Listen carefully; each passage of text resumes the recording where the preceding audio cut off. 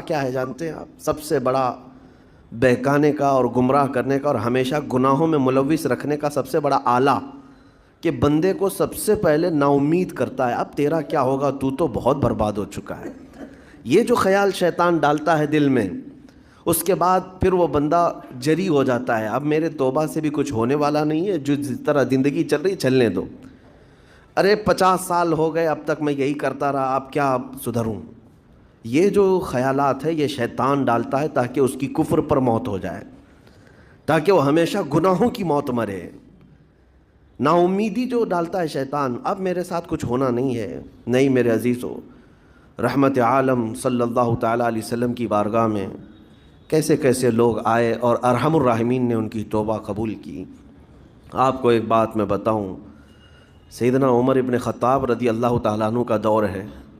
مثنوی شریف میں مولانا روم فرماتے ہیں، جنت البقیع آپ نے سنا ہوگا، قبرستان مدینے کا، مدینے کے قبرستان میں رات کے وقت ایک بوڑھا آدمی 80 سال کا جو بانسری بجاتا تھا اور اسی سے پیسہ کماتا تھا، اس کی بانسری میں بڑی اچھی لے تھی، بڑی سر اچھی تھی، لوگ سنتے تھے اور پیسے دیتے تھے، لیکن بڑھاپے میں جب سانس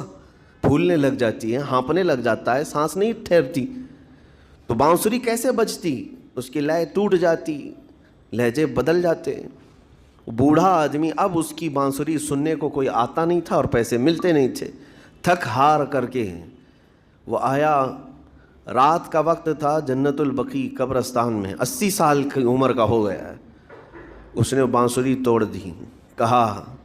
زندگی بھر جس چیز سے میں کماتا تھا اب میری سانسوں نے جواب دے دیا، جسم پھولنے لگا ہے، سانس زیادہ آنے لگ گئی ہے، اب میرا کھانا پینا کیسا چلے گا؟ خیر ارحم الراحمین ہوں تو تیرا ہی بندہ، میرے اہل و عیال نہیں، میرے رشتہ دار نہیں، مجھے اگر تو بھوکا مارنا ہے تو اسی قبرستان میں مار دے، یا اگر میری زندگی باقی ہے تو میرے رزق کا انتظام کر دے۔ وہ رو رہا تھا 80 سال کی عمر میں۔ جب بندہ لاچار و مجبور ہوتا ہے تو پروردگار کو ہی یاد کرتا ہے۔ جانتے ہیں عمر ابن خطاب رضی اللہ تعالیٰ عنہ امیر المومنین مسجد نبوی میں تھے اور ان کی آنکھ لگی تھی، خواب میں رسول پاک صلی اللہ تعالیٰ علیہ وسلم تشریف لائے، کہا عمر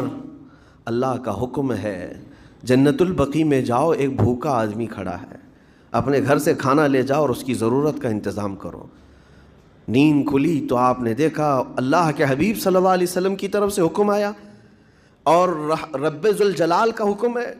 گھر سے عمدہ کھانا لیا تو شادان لے کر کے کچھ مال و